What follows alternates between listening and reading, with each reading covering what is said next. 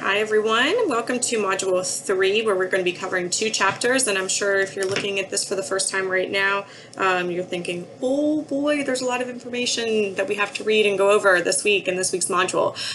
Yes, there is. I'm hoping a lot of it will be review. For one, I know for sure we talked about both psychoanalytic theory and Adlerian theories in our on-campus week in the spring.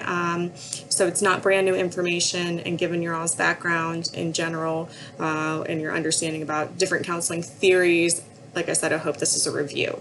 I also want to emphasize that moving forward, this is, I think, the last time we're doing 2 chapters in 1 week, so that's a good thing as well. So it is a lot of information, a lot of content, but just push through with me. I'm not going to spend a lot of time lecturing per se today.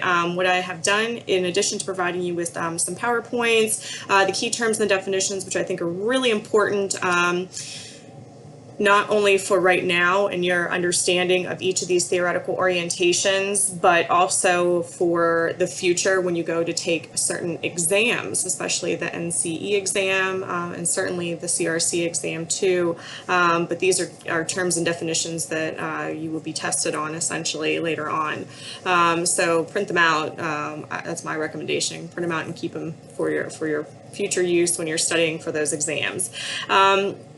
For chapter 4 in psychoanalytic, the one reason I really like Corey's text is because he switches focus or puts an emphasis on the use of psychoanalytic theories now in the present time, right? Because we all know about Freud, we all know about id, ego, and superego. This might be your first introduction to Jung, who has a lot of who took his analytical psychology theory kind of to the next level, even though he studied initially under Freud.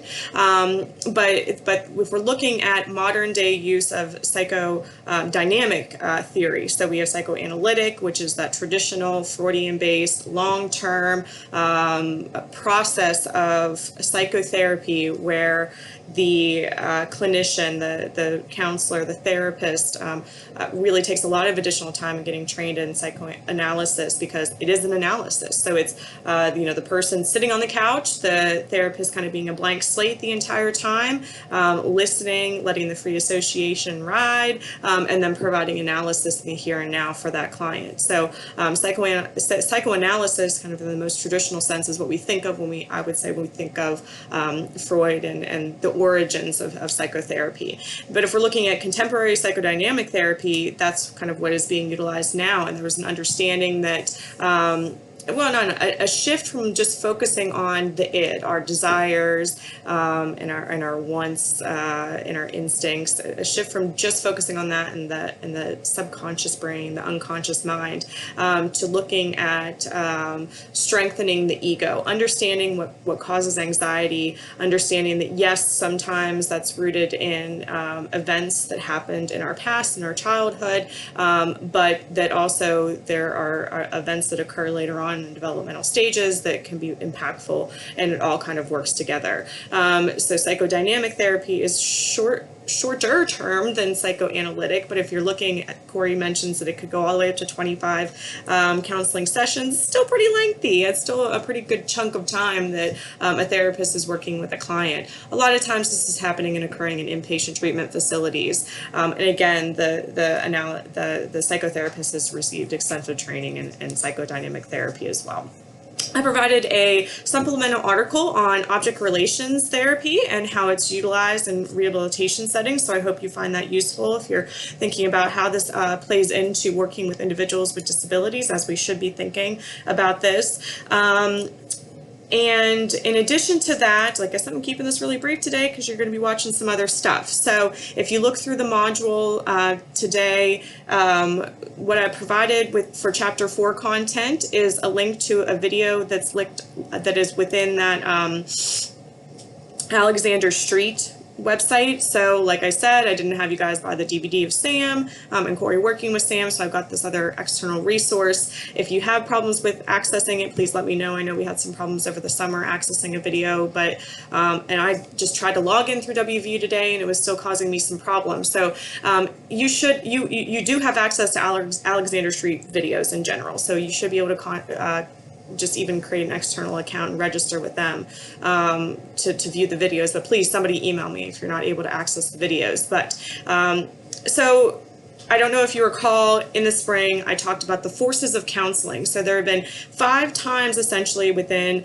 the broader span of time of our understanding of therapy and psychotherapy, where there's been a shift in how we approach people and how we approach our understanding of humans and human nature and causes of problems, or how people process problems. The first is, of course, psychoanalytic. And so what I'm going to be doing, because Dr. Ratz, who is a brilliant clinician, researcher, all of that within the field of counseling, has put together this 5-part series of these forces in counseling. And so as we move through each of these main schools of thought, starting with psychoanalytic, I'm going to have these videos posted up so you have a better understanding of what the experts in the field in that area are saying about these theoretical orientations, these approaches to therapy. So you're going to see, wow, 1 hour and 49 minutes. Oh my God, that's a lot of time.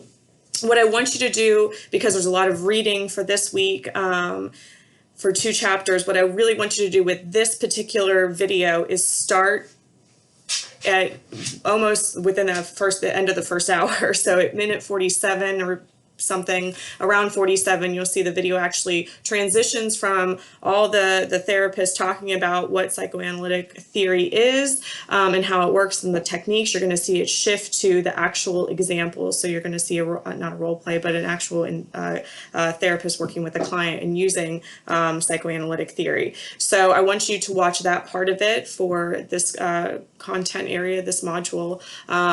And then you can kind of reflect on those thoughts thoughts about the psychoanalytic techniques that are being used and a modern approach to psychodynamic theory within the discussion, if you choose to do that. In the chapter 5 content area, I wanted to give you a view of Adlerian play therapy, because I know some of you are interested in working with children.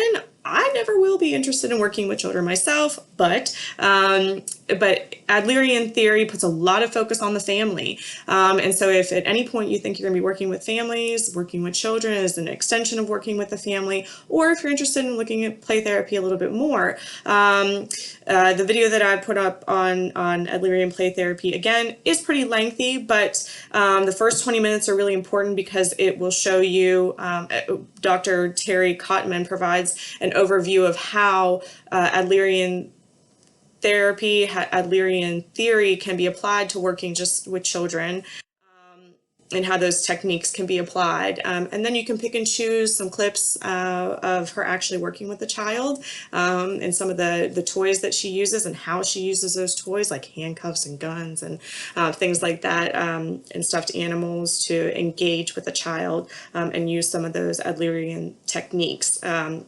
Adlerian theory techniques. So I'm not asking that you watch all these videos in their entirety. Of course, absolutely you can. They're there for you to do that. But with the first video on psychoanalytic theory, I want you to just watch the counseling session. The second video on Adlerian play therapy, I want you to really watch the first 20 minutes and then kind of pick and choose the parts of the actual example that you want to be viewing. The discussion for this week within Module 3, you're going to see this one pop up a couple more times throughout the semester. So what I want you to be doing is really looking at one of the 2 theories that we're focusing on this week, so it's your choice. I want you to look at either psychoanalytic or Adlerian theory, and I want you to pick some of the questions that I've provided to you that focus on. You have to pick at least one question from each of the 3 areas. So if we're looking at key concepts of the theory, I want you to talk about possibly what characteristics distinguish this approach from others. I want you to talk about what are the most important parts of the therapeutic process within that particular theory that you selected. And then I really want you to talk about the techniques and procedures of the approach. And hopefully after watching the videos, you'll be able to see what those techniques and procedures of the approach look like in person, what they might actually look like in a therapy room. Go through, respond on each other's, and take notes when you're doing this, when you're watching these videos, because once we get into the role plays with each other, you guys are going to be using some of these techniques, right? I want you to start trying them out.